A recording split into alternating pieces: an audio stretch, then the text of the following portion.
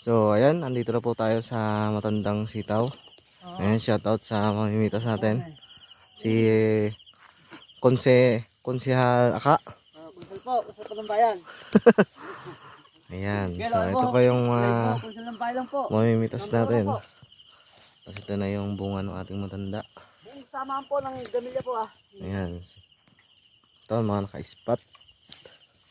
Naka-slide sila. Ayan. So, dahil pa rin naman bulaklak itong ating mga sitaw na luma. So, pang 10, 11 harvest na po siya. Ayan. So, makapal pa rin. Ayan.